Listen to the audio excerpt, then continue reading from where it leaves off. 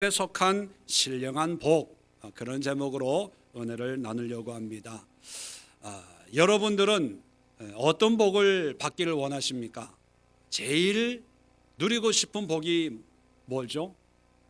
어떤 분은 건강의 복, 어떤 분은 물질의 복, 명예, 권세, 우리가 원하고 기대하는 그런 복을 누리기를 원합니다. 그리고 그런 복을 누릴 때 나는 복 받았다 그렇게 얘기하고, 그런 복을 누리지 못하고 살아갈 때 박복하다, 이놈의 팔자는 이렇게 되는 게 없냐, 뭐 이렇게 이야기를 합니다. 그런데 성경을 보면 성경에서도 여전히 복을 이야기합니다. 물론 물질의 복도 얘기하고요, 건강의 복도 얘기하고 명예와 권세의 복도 얘기하지만, 그러나 성경을 자세히 전체적으로 살펴보면 우리가 익히 알고 있는 그런 복을 얘기하는 것이 아니라 성경은 다른 복을 얘기하고 있다는 사실을 우리는 기억을 해야 됩니다. 성경에서 복받은 사람 하면 대표적인 사람이 아브라함입니다. 아브라함이 복을 많이 받아서 거부가 됐지요. 그런데 야곱을 보면 복받은 인생을 살았습니까? 아니면 복을 받지 못한 삶을 살았습니까? 야곱을 보면 쌍둥이인데도 동생으로 태어났고, 그리고 도망자의 삶을 살았고, 그리고 그 가정도 그렇게 화목했던 것 같지는 않습니다. 언니 동생이었는데도 언니 동생이 막 싸워요.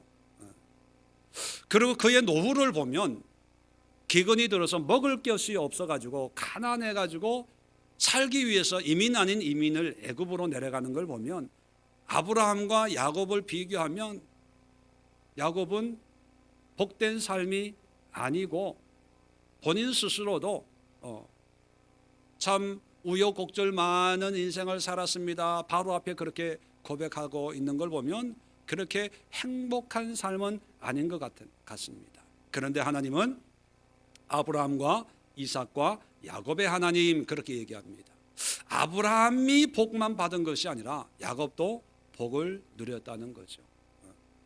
신명기 33장을 보면 모세가 이스라엘 백성들 앞에서 너희는 행복한 사람이다 이렇게 선언을 합니다.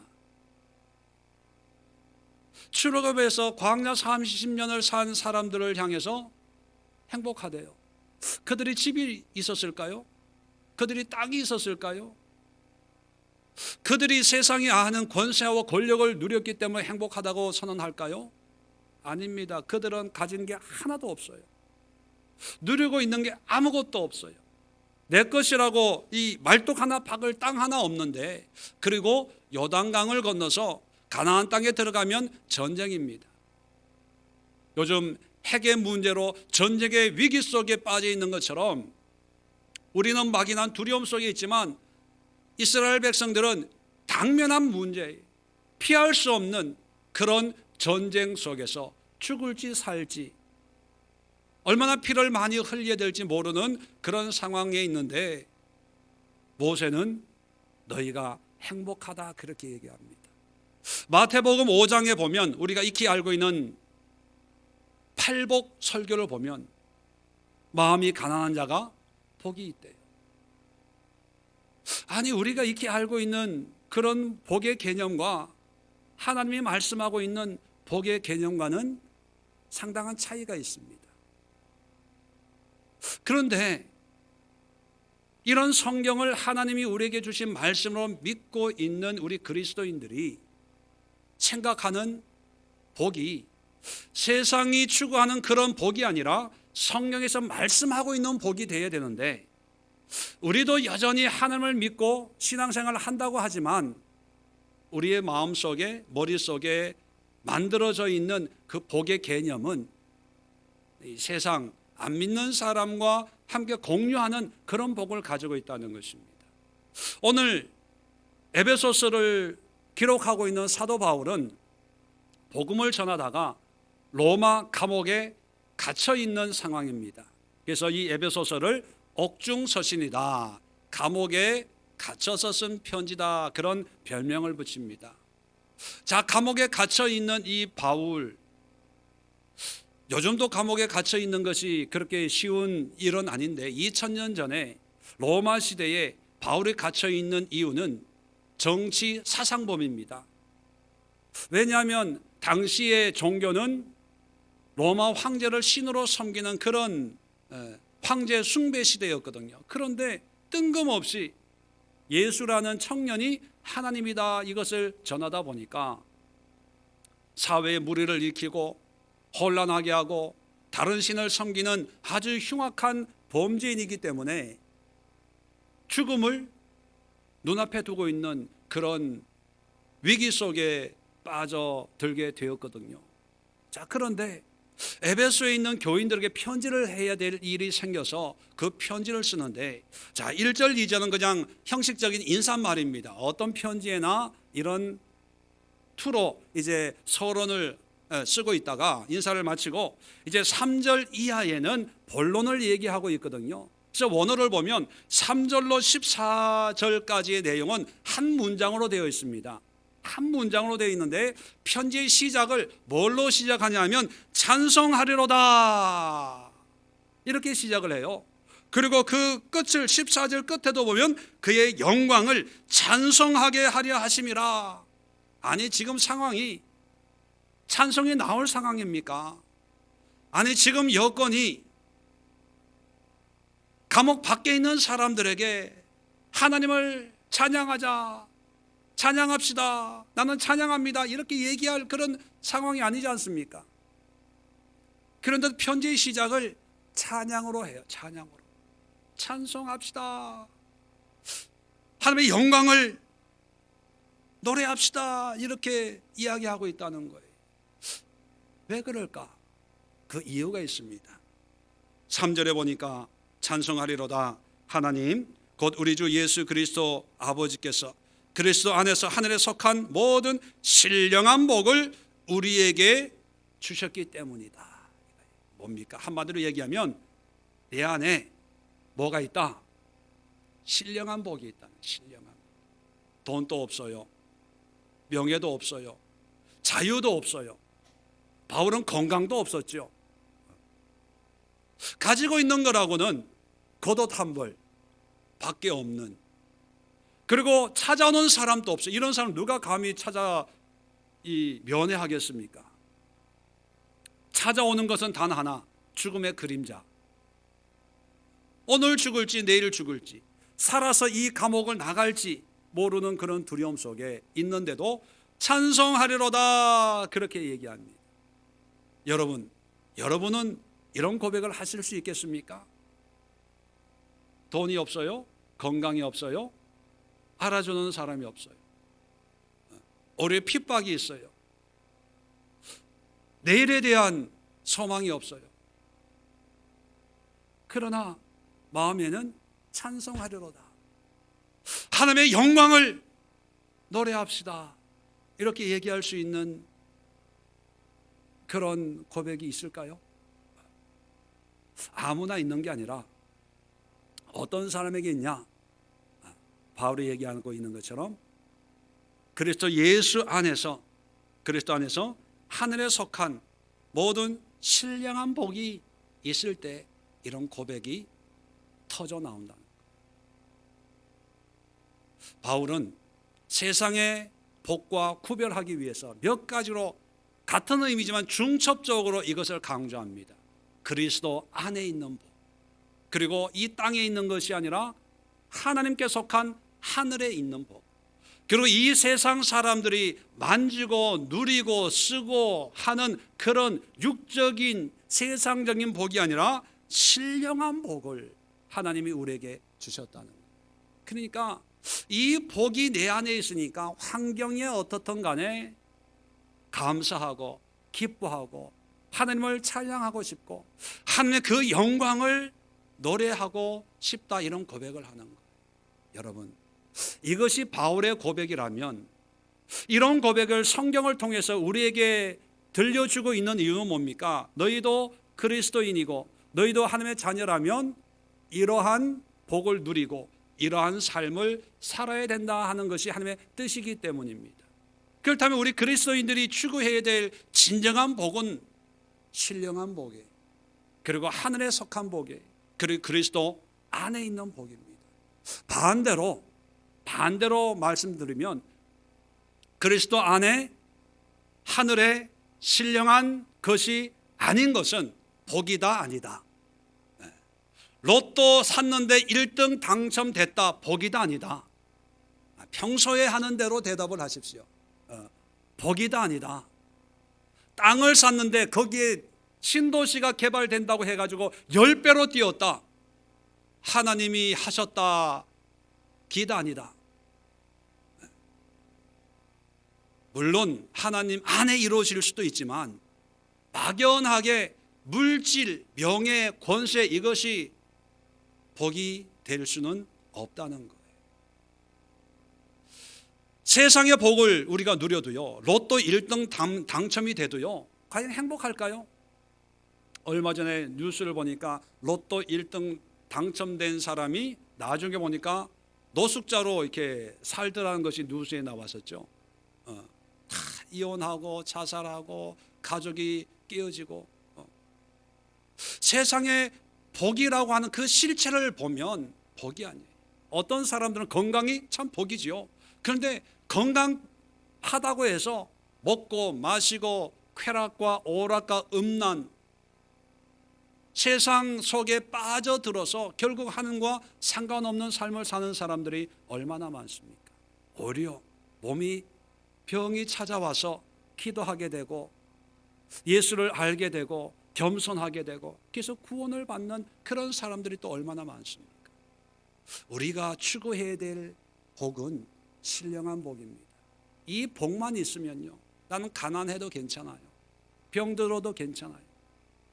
복음을 위해서 감옥에 들어가도 오히려 그게 감사해.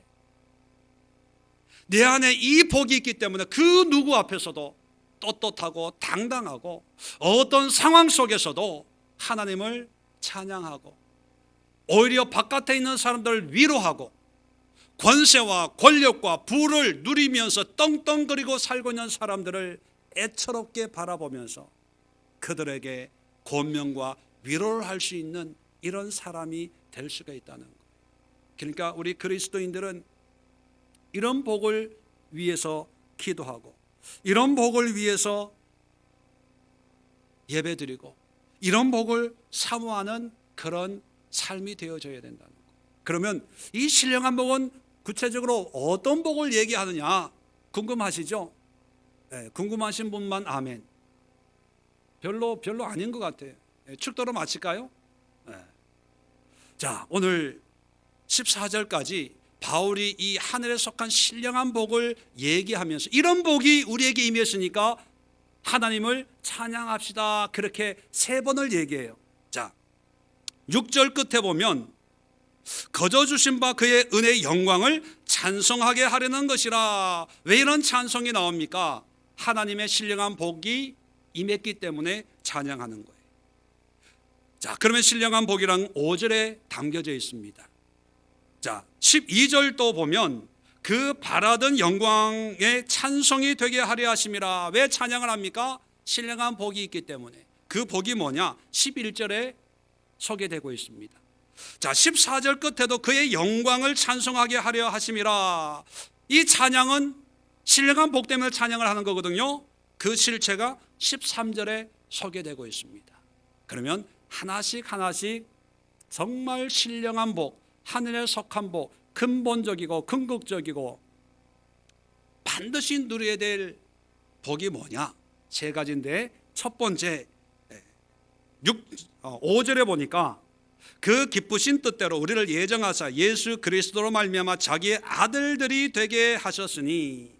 첫 번째 신령한 복은요, 우리가 하나님의 아들이 돼서 그것이 복이라는 거예요. 별로 감동이 없는데 여러분, 이런 예를 한번 들어볼까? 여러분의 재산이 한국 부자 상위 10% 안에 든다, 그러면 성공한 거예요? 성공한 거 아니에요? 일반적으로 10%에 들어요. 평생 생각도 안 해본 거라서 좀 얼떨떨하겠지만 굉장한 이 상류 문화를 삶을 누릴 거예요. 더군다나 5%에 들어간다.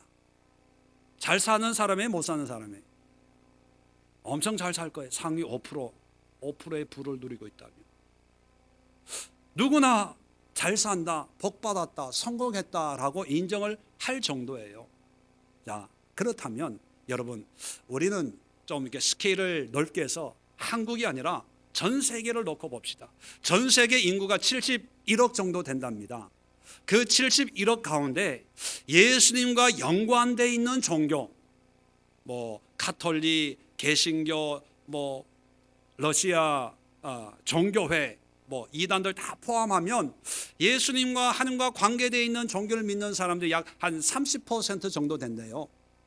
한 23억 정도 되는데, 그 가운데서 개신교, 우리가 알고 있는 이런 장로교, 감리교, 또 뭐 순복음, 오순절 교회 계통, 그리고 독립교단 다 합치면 한 10%가 된대요. 10%, 한 7억 정도가. 그러면 적어도 여러분, 개신교에서 크리스찬이라고 불려지는 그런 신앙의 삶을 산다면 적어도 신앙적으로는요, 전 세계에서 10% 안에 드는 사람이에요.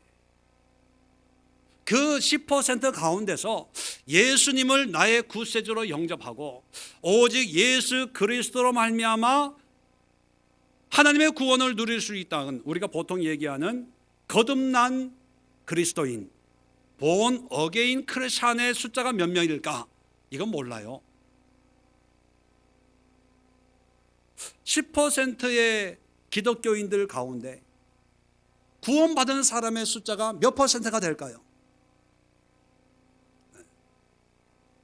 제 개인적으로는 굉장히 적은 퍼센테이지다 생각합니다. 왜? 그냥 다니는 사람도 많잖아요. 근데 거듭난 성도를 크게 잡아서 5%라고 가정을 합시다. 전 세계 인구의 5%. 그러면 저와 여러분들은 예수님을 고백하잖아요. 그러면 적어도 전 세계 인구에서 5%에 속하는 사람이에요.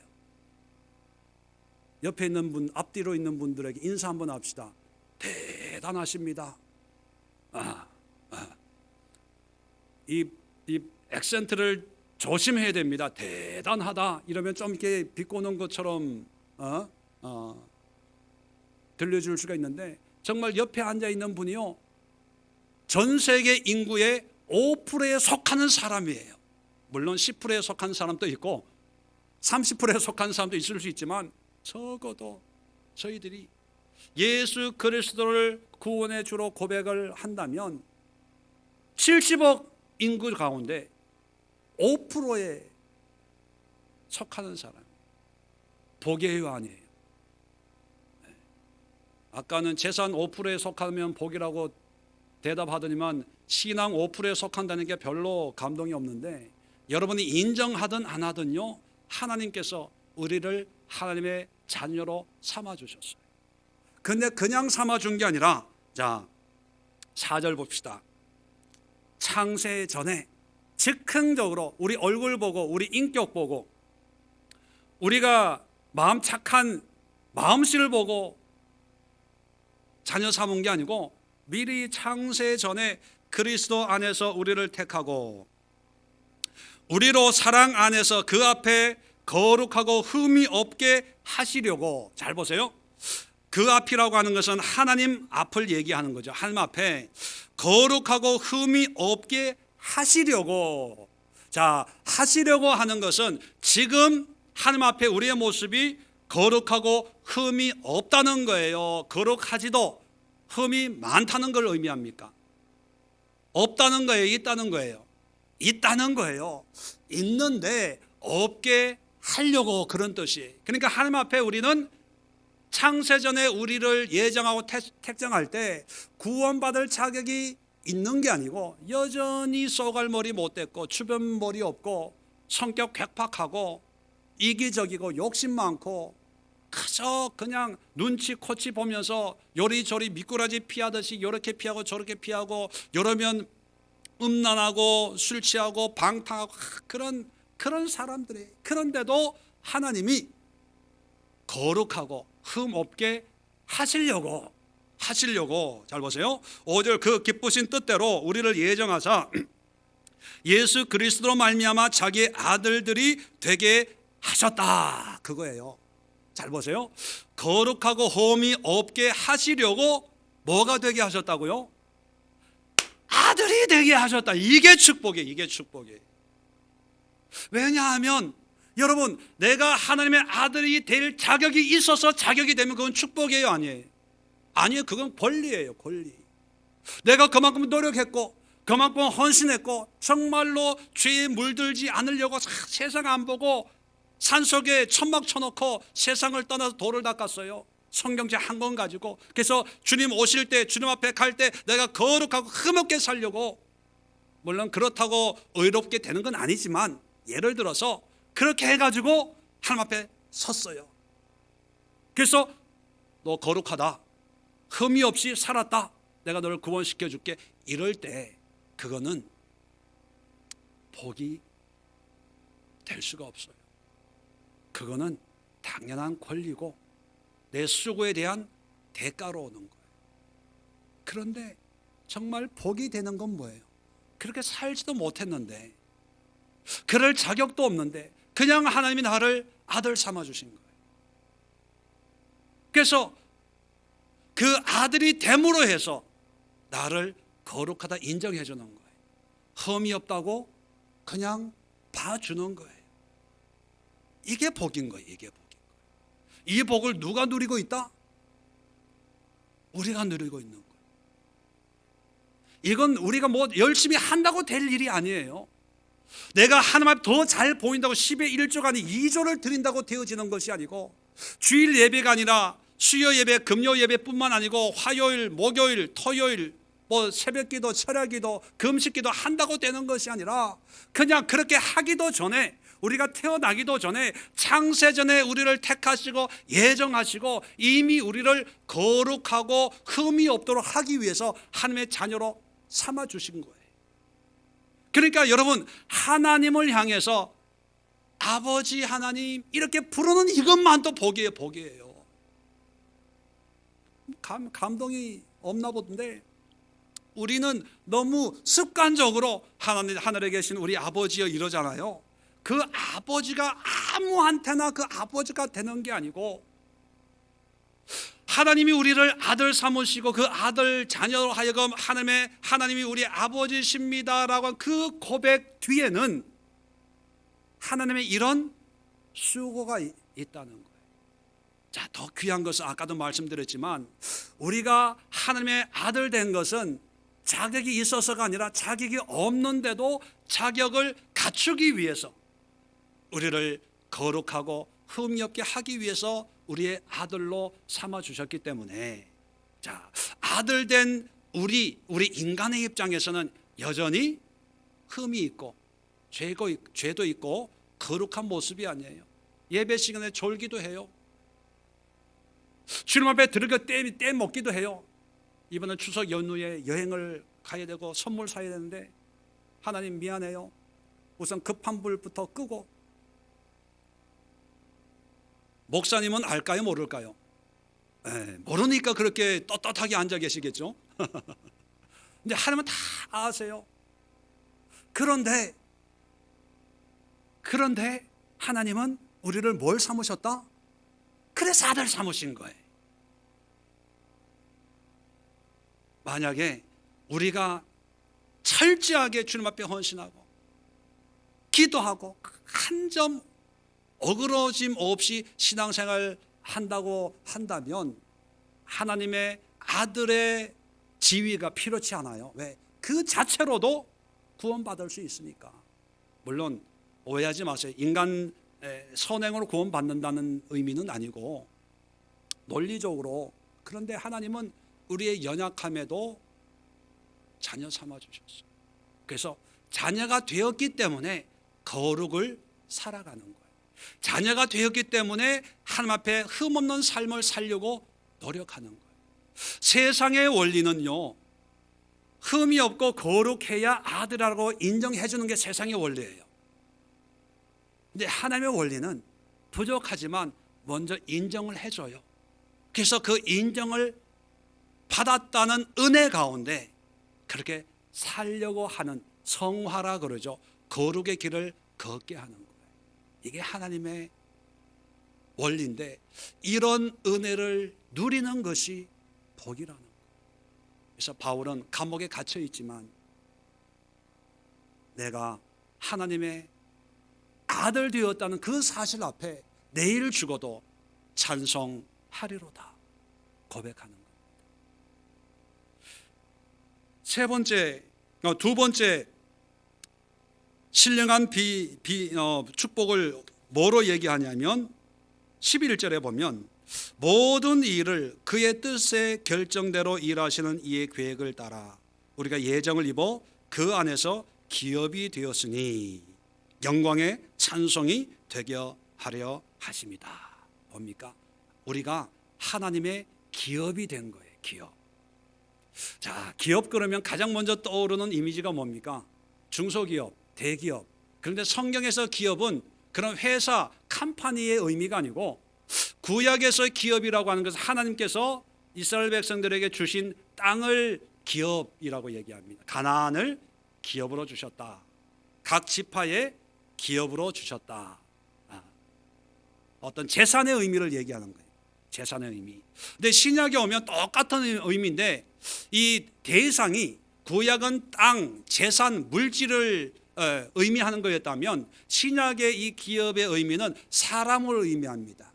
바로 하나님의 자녀, 하나님의 백성들을 기업이다 그렇게 얘기합니다. 그리고 더 나아가서 이 신약의 이 기업을 얘기할 때 항상 따라오는 의미가 있습니다. 그건 뭐냐면 유대인들에게 있어서 자녀가 됐다라고 하는 그 의미는 그 부모님이 돌아가시면 그 재산을 상속할 권리가 있다는 의미가 포함되어 있거든요.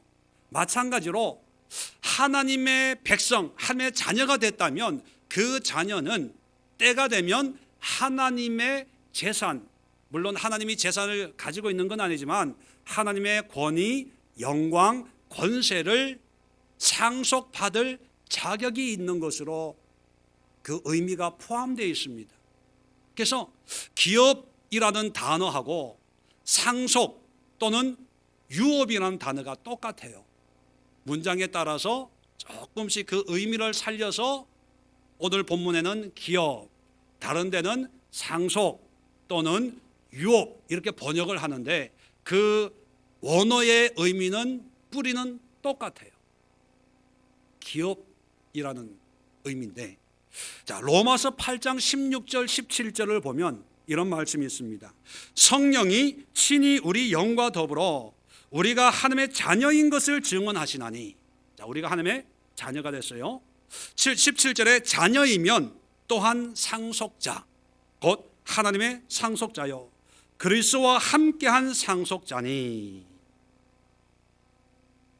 자녀가 되면 자녀가 된 것, 하나님의 백성이 된 것으로 끝나는 것이 아니라 동시에 뭐가 되냐? 상속자가 되는 거예요. 그걸 로마서에 얘기하고 있고, 갈라디아 4장 7절에 이런 말씀이 있습니다. 내가 이후로는 종이 아니요 아들이니. 이제 우리를 얘기하는 거예요. 이제 하나님의 종이 아니라 아들이니, 아들이면 하나님으로 말미암아 유업을 받을 자니라. 여기는 똑같은 상속자의 의미를 유업을 받을 자 그렇게 번역을 해놓은 거예요. 근데 원어는 똑같아요. 뭡니까? 하나님의 백성이 되면, 하나님의 아들이 되면 뭐를 이어받는다고요? 하나님의 유업을, 하나님의 재산을 상속받을 사람이에요. 베드로전서 1장 4절에도 썩지 않고 더럽히지 않고 쇠하지 아니하는 유업을 잊게 하시나니 곧 너희를 위하여 하늘에 간직하신 것이라. 유업을 잊는다. 똑같은 원어입니다. 기업을 잊게 한다. 상속을 받게 한다. 그런 뜻입니다. 자, 그렇다면 여러분, 아까 첫 번째 신령한 복이 뭐였다고요? 하나님의 아들이 되는 거예요. 하나님의 자녀가 되는 거예요. 그러면 하나님의 자녀가 되는 동시에 우리에게는 뭐가 임한다? 유업이 임하는 거예요. 하나님의 기업이 되는 거예요. 상속자가 되는 거예요. 그러면 하나님이 우리에게 주실 상속, 물론 하나님은 돌아가시는 분은 아닙니다. 그러나 하나님이 가지고 있는 것을 우리에게 주신다는 의미거든요. 그러면 하나님이 가지고 있는 게 뭘까요? 하나님은 우리에게 뭘 줄까요? 모든 걸 주는 거예요. 모든 걸. 영원한 생명, 건강, 부, 정기, 여러분이 말로 표현할 수 있는 좋은 것은 다 주시는 거예요. 누구에게 주신다? 하나님의 아들 된 우리에게 주신다. 그러면 100만 원 때문에 우리가 낙심할 필요가 있을까요?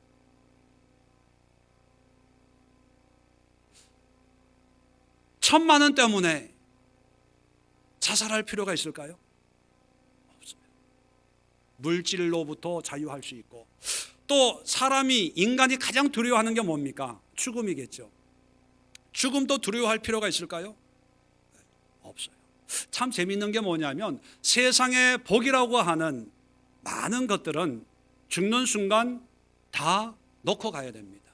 가지고 갈 수 있는 게 아무것도 없어요. 다 놓고 가기 때문에 끝까지 그것을 붙잡으려고 안달합니다. 옛날에는 부모님이 돌아가시면 재산 때문에 형제들이 싸우는데, 요즘에는 부모 자식 간에 싸운답니다. 자식은 빨리 달라고 그러고 부모는 천천히 주려고 싸우고. 왜냐하면 그게 있어야 되니까. 그걸 놓치면 전부를 놓친다고 생각하니까. 그리고 자녀들은 그걸 빨리 받아야 내가 누릴 수 있다고 생각하니까. 그래서 끝까지 붙잡고 있는데, 하나님의 복은요, 죽으면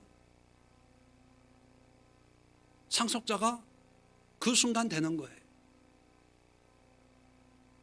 죽는 순간이 축복의, 완전한 축복의 시작이 될 수 있는 거예요. 그러니까 죽음도 두려워할 필요가 없는 거예요. 왜?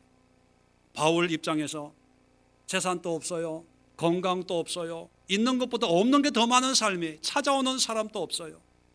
그리고 죽음이 눈앞에 있어요. 그래도 찬송하리로다, 영광의 하나님을 찬양하자, 이렇게 얘기할 수 있는 건 뭐냐면 신령한 복이 있는데, 그게 뭐냐면 하나님이 나의 기업이 되기 때문에, 나는 그의 상속자가 되기 때문에 죽어도 괜찮은 거예요. 지금 당장 물질이 없는 거 불편하지만 그래도 참을 수 있는 거예요. 몸이 아파서 3번 기도할 정도로 간절히 하나님, 이 사단의 가시를, 육신의 가시를 고쳐주옵소서. 건강에 더 주의 일을 할 수가 있지 않겠습니까? 해도 안 고쳐줘도요, 오히려 감사할 수 있는 거예요. 왜? 이 육신의 장막을 벗는 순간부터 완전하고도 영원하고도 완벽한 하나님의 유업을 그대로 받을 수 있는 그런 사람이기 때문에, 작은 게 연연하지 않는 거예요. 이 물질하고 세상 환경에 연연하지 않는 거예요. 아니, 연연하지 않는 게 아니라, 여러분, 연연하지 않는 게 아니라 내 안에 신령한 복인 하나님의 자녀, 내가 하나님의 아들이라는 확신과, 그리고 내가 하나님의 상속자라는 그런 믿음의 고백이 있으면 의미가 없어지는 거예요. 물질의 의미가 없어지는 거예요. 죽고 살고의 경계가 허물어지는 거예요. 내 것 네 것이 경계가 없어지는 거예요. 내 것이 네 거고 네 것이 내 거고, 좋고 나쁨이 사라지는 거예요. 그냥 있는 게 좋은 거예요. 내가 쓸 수 있는 게 가장 나에게 유익한 거가 되는 거예요. 그냥 이게 임하면 그렇게 살려고 애를 쓰기도 전에 그냥 그렇게 되어지는 거예요. 여러분, 지갑에 1,000원 있을 때는 마음이 조마조마해요. 왜? 돈 쓸 일이 생길까 봐. 그런데 지갑 속에 만약에 1,000만 원이 들어있다, 그러면 여러분 마음이 어떨까요? 걱정이 없어요. 100만 원짜리 물건 사는 것도 이건 쉽게 사요. 모든 것으로부터 자유해. 왜? 내 안에 있으니까. 마음 먹으면 쓰니까. 그런데 없다고 생각할 때 걱정이 되는 거예요.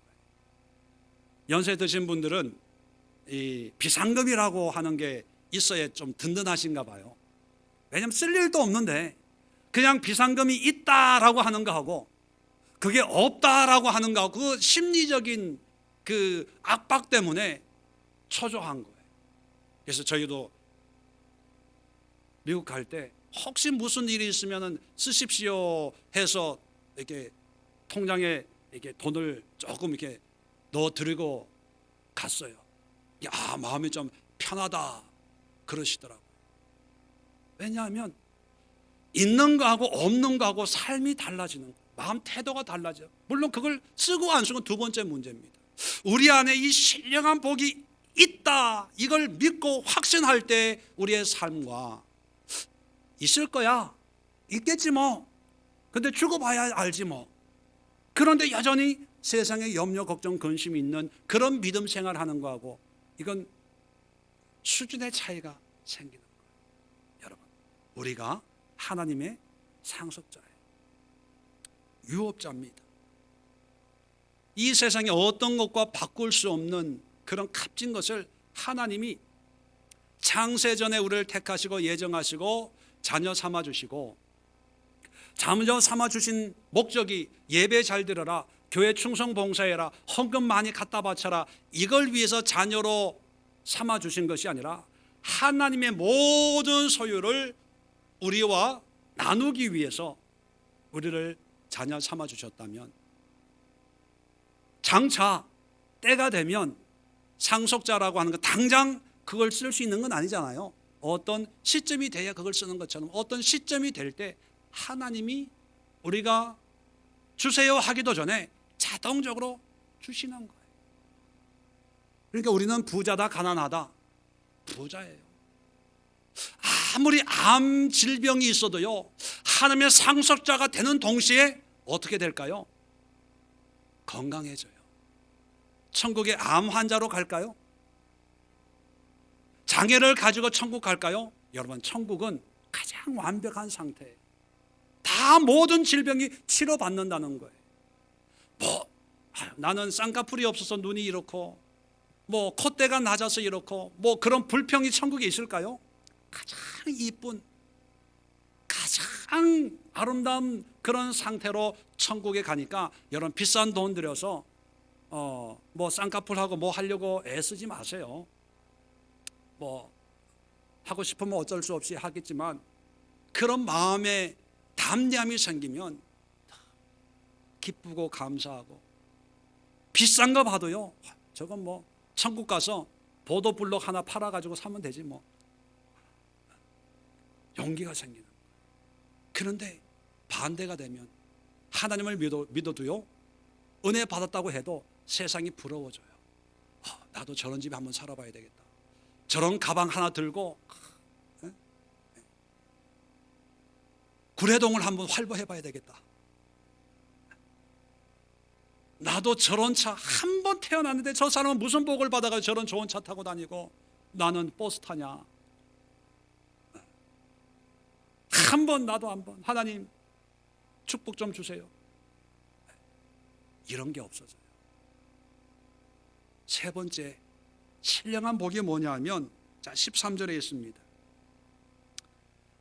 그 안에 너희도 진리의 말씀 곧 너희의 구원의 복음을 듣고 그 안에서 또한 믿어 약속의 성령으로 인침을 받았으니 14절에 그의 영광을 찬송하게 하려 하심이라. 뭡니까? 진리의 말씀 곧 구원의 복음이 있기 때문에.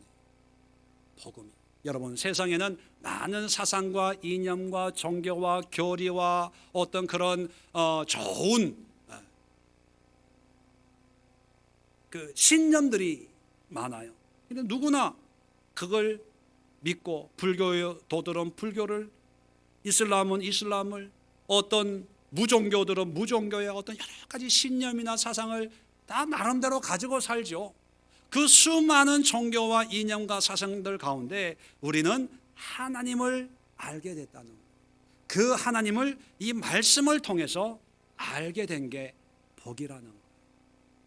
그걸 복이라고 인정하시는 분만 아멘. 몇 분 안 되시네. 그런데 더 놀라운 것은 이 성경을 가지고 있는 사람이 얼마나 많습니까? 전 세계에. 집집마다 성경 없는 집은 별로 없을 거예요. 그리고 성경에 대해서 모르는 사람은 요즘에 별로 없어요.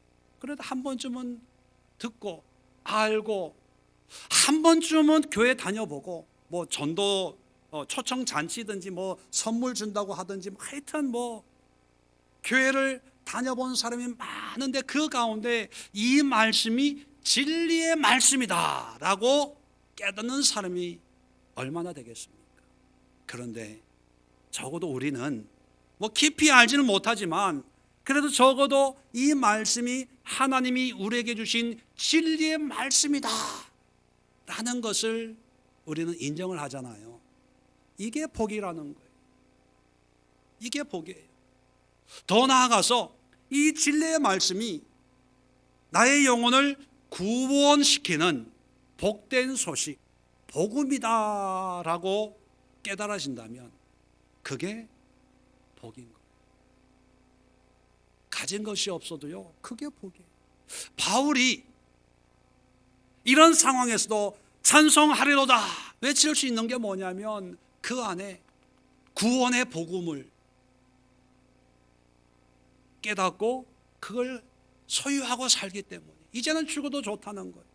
이제는 여한이 없다는 거예요.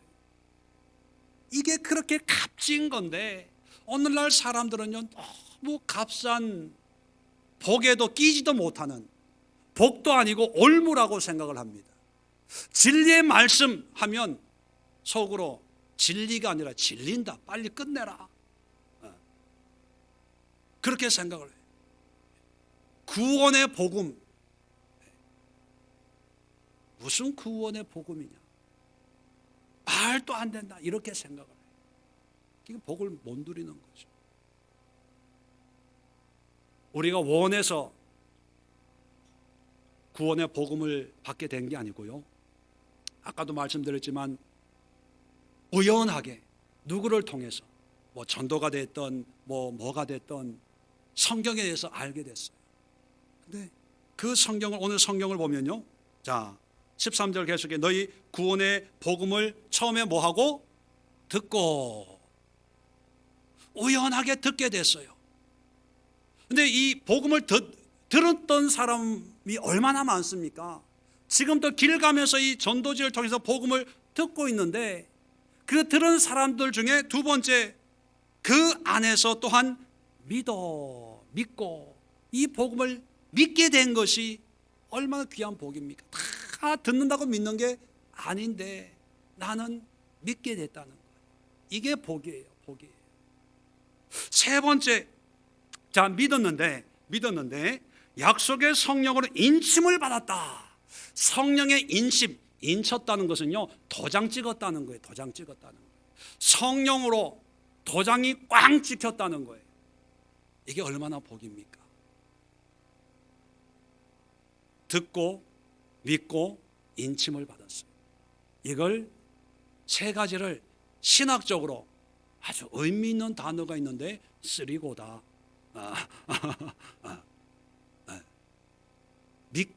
듣게 된 게 복이에요. 그게 어떤 모양이든지 간에 복음을 이해하든 아니 이해를 못하든 하여튼 듣게 된 게 복이에요. 그러니까 오늘 이 시간 여러분 졸든 뭐 딴 생각하든 뭐 그건 상관이 없어요. 오늘 말씀을 듣게 된 게 복인 줄로 믿으시기 바랍니다. 윤 집사님 오늘 복이에요. 복이에요. 저라도 복이에요. 딴 생각해도 복이라니까요. 그 복 가운데 더 복은 뭐예요?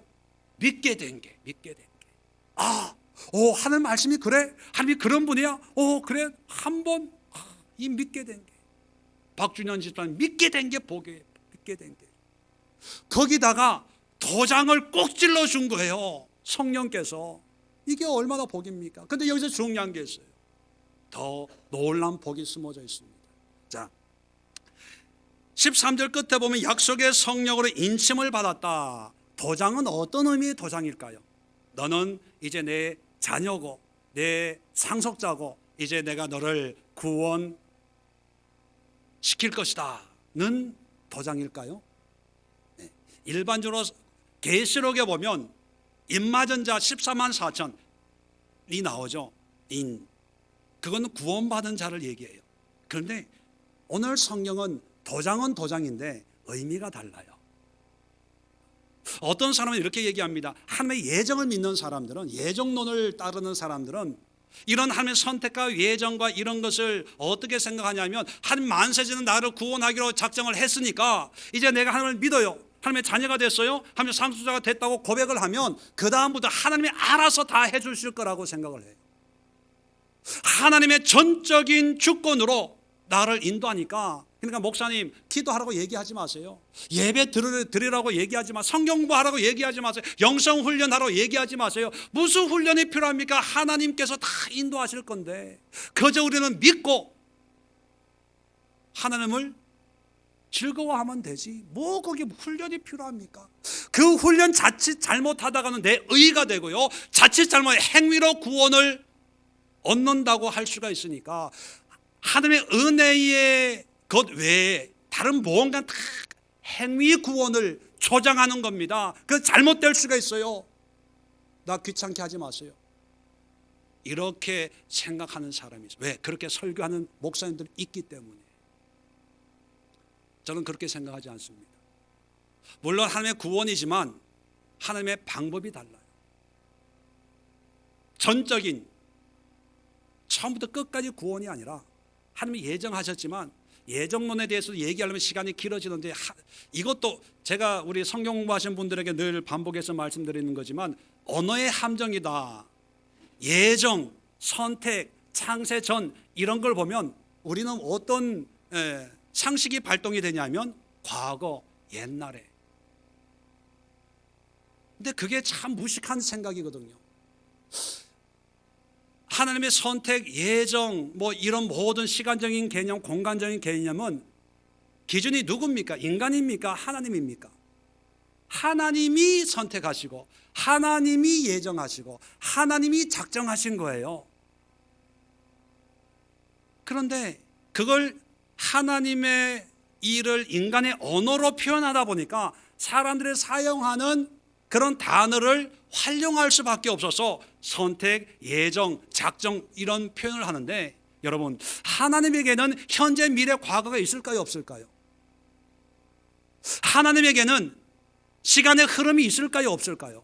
하나님의 시간의 흐름이 없어요. 그래서 하나님은요, 현재, 과거, 미래를 현재처럼 그냥 사진을 찍듯이 찍는 거예요. 그러니까 우리가 이 문제를 하나님의 관점 100% 이해는 안 되지만, 그래서 예정 뭐 이런 거는 잘 모른다고 인정을 해야 돼요. 우리 지난주에 창조에 관해서도 겸손해야 된다고 말씀을 드려요. 우리는 겸손해야 되는데 이 신학자들이 너무 똑똑해가지고 이걸 체계적으로 다 했는데 순전히 인간의 관점에서 어떤 학설과 이론을 가지고 이야기하는데 하나님하고 상관이 없는 부분이 너무 많아요. 왜냐하면 하나님은 시공간을 초월해서, 하나님은 시간과 공간 한 점으로 보는 거예요. 한 점으로. 그러니까 우리에게는 과거고 우리에게는 미래지만 하나님은 그게 동시에 보는 거예요. 이해가 되세요? 그러니까 우리에게 과거에 나를 예정했어, 이건 웃기는 소리예요. 하나님이 나를 선택했기 때문에 아무렇게 살아 난 괜찮아, 이건 정말로 웃기는 개차반 신앙이에요. 하나님은 여전히 현재. 그래서 현재 나의 모습, 현재 나의 신앙, 현재 하나님과 나와의 관계, 늘 우리는 하나님과 오늘의 관계로 연결해서 살펴가야 그것이 연결될 때 하나님의 현재가 우리의 미래와 만나는 거예요. 이건 나중에 얘기합시다. 나중에. 오늘 그 주제가 아니니까. 자, 성령이 인을 쳤는데 어떤 인이냐? 자, 14절과 연결해서 이해해야 됩니다. 인은 연결되는 거예요. 아까도 말씀했죠. 3절부터 14절까지 한 문장입니다. 한 문장. 그런데 이 장절을 나눔으로 우리의 생각의 단절이 와가지고 그냥 인침 받았다, 구원 받았다 이렇게 정의를 내립니다. 아니에요. 자, 인을 받아 도장을 찍었는데 어떤 도장이냐? 인은 우리 기업의 보증이 되사. 이 인은 보증하는 도장이에요. 보증이 뭡니까? 헬라 원어로 알라본입니다. 알라본. 알라본을 보증, 그렇게 표현했는데 우리가 이런 의미를 잘 알고 있어요. 예를 들면 1억짜리 집을 사요. 1억짜리 집을 계약을 하는데 처음에 뭐를 내죠? 보증금을 냅니다. 보증금을. 자, 1억의 보증금을 한 1,000만 원을 먼저 내요. 그 의미는 뭡니까? 내가 이 집을 내가 살 건데 1억을 주고 나중에 어차피 살 건데 우선 내가 사겠다고 하는 증거로 표시로 그 일부분인 1억을 먼저 드리겠습니다. 그리고 나중에 정해진 시점이 되면 그 나머지 9천만 원도 주겠습니다 라고 하는 의사표시가 보증금이에요. 이 보증금은 전부가 아닌 거예요. 그리고 이 보증금은 전체가 아니고 전체의 일부를 내는 거예요. 단지 뭐가 있는 거예요? 앞으로 내가 이것을 다 갚겠다 하는 약속이 있는 거예요. 이해가 되시겠죠? 그게 보증 알라본이 알라본. 근데 성령이 우리에게 말씀 구원의 복음을 들은 우리에게 약속의 인을 쳤는데 그 인이 무슨 인이다? 보증의 인이. 자, 보증의 인을 치고 자, 보증이 돼서 그 얻으신 것을 얻었다는 것을 우리 세상에 방황하고 있는 우리를 하나님의 자녀로 하나님의 기업으로 구원의 복음으로 이제 구원을 이제 우리는 받았다고 표현을 하고 하나님 입장에선 내 것으로 만들었다 얻었다 표현을 하고 속량하시고. 자, 보증과 속량의 의미는 달라요. 이 속량의 또 다른 성경적인 의미는 구속, 하나님이 구속하셨다 그런 표현을 여러분 드셨죠. 자, 이 속량이란 뭐냐면 보증금 1,000만 원을 갚았어요. 계획을 했어요. 그 다음에 나머지 정한 때에 9천만 원을 다 갚았어요. 그럴 때 속량이에요. 구속이 이제 내 것이 된 거예요. 보증금은 내 것이에요, 내 것이 아니에요. 보증금 손해보면 다시 옛 주인으로 돌아가는 거예요. 그냥 내 것이 되겠다고 하는 약속의 도장을 치고 그 다음부터는 나머지 9천만 원을 갚아야 돼요. 여러분 그런 경험 없으세요? 저 같은 경우에 옛날에 전세를 살다가 한국에 전세를 살다가 뭐 제가 산 건 아니지만 객지 생활을 오래 했으니까 계약을 했는데 언제까지 잔금을 치르겠습니다 했는데 일이 잘못돼 가지고 이 돈이 이제 그 기간 동안 안 만들어질 때 어떡합니까? 여기서도 빌리고 저기서도 빌리고 이거 안 되면 이게 또 계약금 띄고 뭐 그런 기억 아마 있는 분도 계실 거예요. 보증의 도장을 찍었다고 해결됩니까? 안 됩니까? 안 돼요. 나머지 잔금을 치러야 되는 거예요. 속량해야 되는 거예요. 구속함을 받아야 되는 거예요. 자, 이게 왜 복이냐면요. 아까도 말씀드렸지만 진리의 말씀으로 구원의 복음을 가지고 우리가 살아가요. 사는데 문제는 뭐냐면 하나님의 아까도 얘기한 하나님의 자녀로서의 거룩함도 없고 하나님의 아들로서의 흠 없는 삶이 돼야 안 돼요. 솔직하게 우리끼리 얘기지. 돼요 안 돼요? 안 돼요. 은혜는 받았어. 하나님의 뜻이 뭔지는 알아.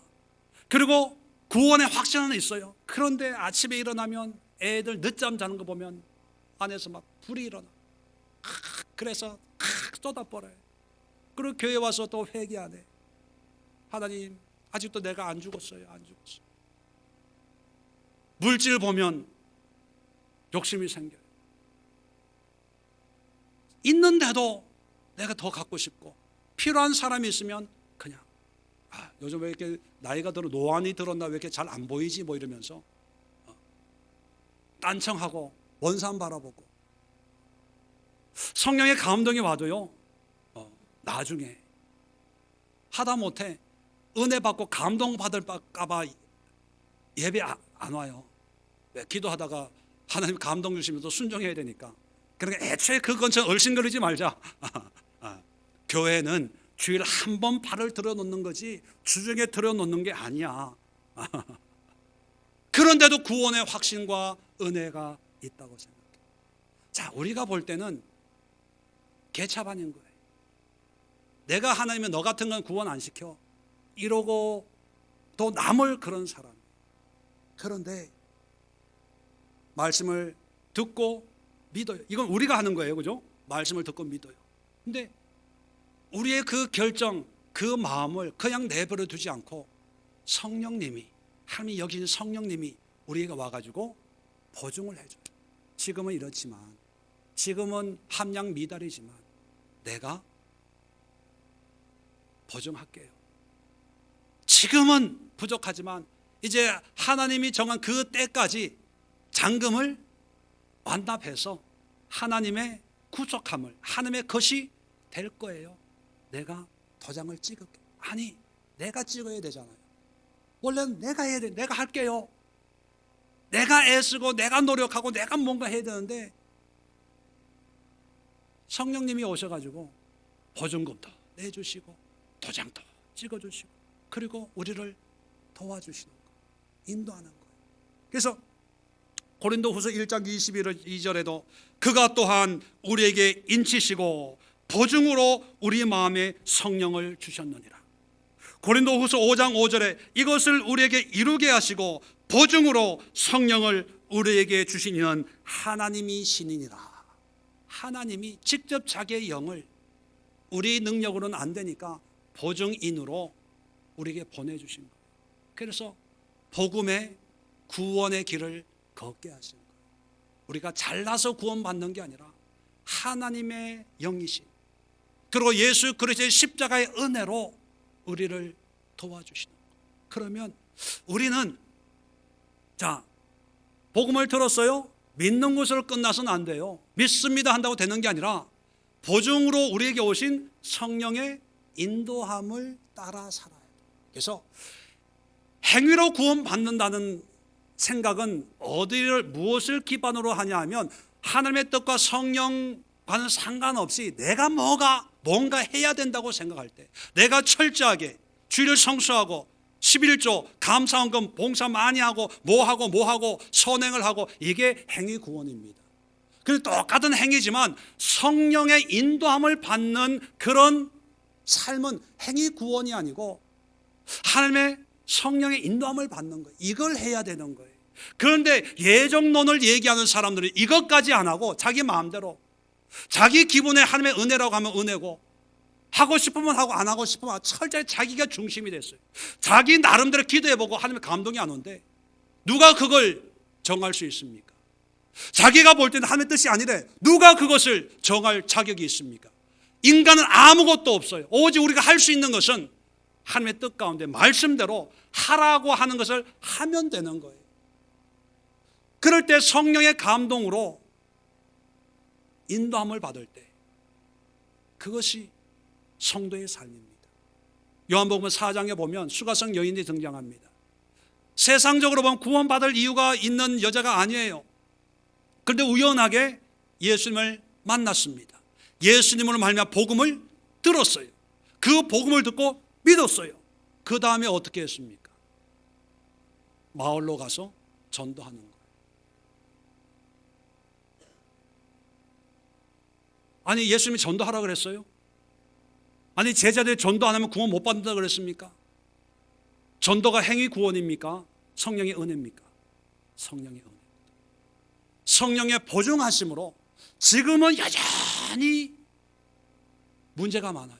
아마 집에 가면 6번째 살고 있는 그 남자가 화가 머리 끝까지 나가지고, 아니, 물 들어간 여자가 아직도 왜 안 와? 정심해야지, 이 여자 싸돌아 다니고 있어 하면서 집에 가면 또 대판 싸울지도 몰라요. 왜? 환경이 바뀐 건 아무것도 없어요. 그런데 성령의 인도하심에 맡겨드리는 거예요. 그럴 때 온 동네가 구원을 받아요. 더 중요한 것은 이 여인의 이 행적이 성경에 기록이 되어 있다는 거예요. 그건 뭡니까? 우리가 세상적인 관점에 볼 때는 여전히 문제 많은 인생을 살고 있지만 하나님이 볼 때는 복 있는 사람이라. 너희도 이렇게 살라는 거거든요. 다시 말하면 그 여인은 하나님의 자녀가 됐고 하나님의 기업이 됐고 구원의 복음을 듣고 믿고 성령의 보증의 인침을 받아 어떤 때가 되면 하나님이 성량하실 거니까 그의 영광을 찬송하게 하려 합니다. 이게 수가성 여인의 삶만이 아니라 바로 우리의 삶이 되어야 된다는 거예요. 그래서 이것이 우리가 자격이 없는데도 자녀 삼아주시고 아무 능력이 없는데도 하나님의 기업이 되게 하시고, 그리고 이 정말 우리가 성경을 알면 얼마나 압니까? 제가 목회를 하지만 정말 저도 무식하거든요. 그런데도 이것이 복음의 구원의 말씀으로 여러분들에게 들려져서 제 설교가 아니라 성령의 인치심으로 여러분들을 이끌어 가 주니까 그나마 제가 이렇게 설교하고 목회하는 거예요. 또 그것이 진정한 복이기 때문에, 하나님이 우리에게 주시고 싶은 긍극적인 축복이기 때문에 그것을 소망하면서 신앙생활하고 살아가고 있는 거거든요. 그렇다면 여러분, 결론으로 우리에게 필요한 복이 뭘까요? 무엇이 와야 정말 우리가 바뀌어지고 우리의 삶이 달라지고 인생관이 달라지고 세계관이 달라지고 믿음관이 달라질까요? 남편이 월급 많이 벌어다 주면요, 우리 자녀들이 좋은 대학교 가면요, 내가 건강해지면, 물론 그럴 수도 있지만 그것은 한순간밖에 되지 않아요. 근본적인 것은 내 안에 하나님의 복음으로 내가 하나님의 자녀인 것을 믿는 거예요. 그리고 내가 자녀 됐다는 것이 얼마나 귀한 축복이고 은혜인가를 깨닫는 거예요. 그리고 이 자녀가 됨으로 해서 하나님이 나에게 하나님의 기업이 됐다는 이 사실을 뼛속 깊이 경험하고 체험하는 거예요. 그리고 이것이 복음 진리의 말씀을 통해서 끊임없이 성령께서 나를 보증인이 되셔서 나를 도와주고 있다는 것을 깨닫는다면, 여러분, 돈이 싫어서가 아니라 없어도 감사하게 되는 거예요. 명예가 나빠서가 아니라 없어도 너무나 재미있게, 너무나 의미있게, 보람있게 살 수가 있는 거예요. 교회가 커지고 유명해지고 뭐 대단해지고 책을 쓰고 이래서 하나님의 일을 하는 게 아니라, 하나님이 나에게 주신 이 은혜를 가지고 하나님의 말씀 가운데 나 혼자만 살아가도요, 그것이 하나님께 찬양이 되는 거예요. 영광이 되는 거예요. 그럴 때 하나님이 나를 통해서 또 성령이 복음을 전하게 하고 전도하게, 이건 하나님이 아시는 거예요. 하나님이 아시는 거예요. 내가 해야 될 것은 전도가 아니에요. 내가 해야 될 것은 봉사가 아닙니다. 내가 해야 될 뭘 어떻게 더 열심히 뭔가 하려고 하는 것이 아니라, 내 안에 이 긍극적인 신령한 복이 들어오면 이 복 때문에 저절로 하게 돼요. 저절로. 그냥 감사가 저절로 되는 거예요. 그냥 찬양합시다, 찬양하세요가 아니라 그냥 찬양이 저절로 되는 거예요. 저절로 되는 거예요.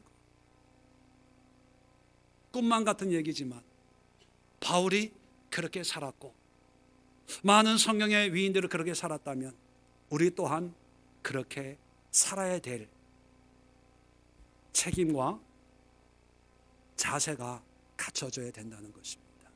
여러분들에게 이 신령한 그리스도에 속한 하늘의 복이 임하시기를 주의 이름으로 축원을 드립니다. 기도합니다. 좋으신 하나님,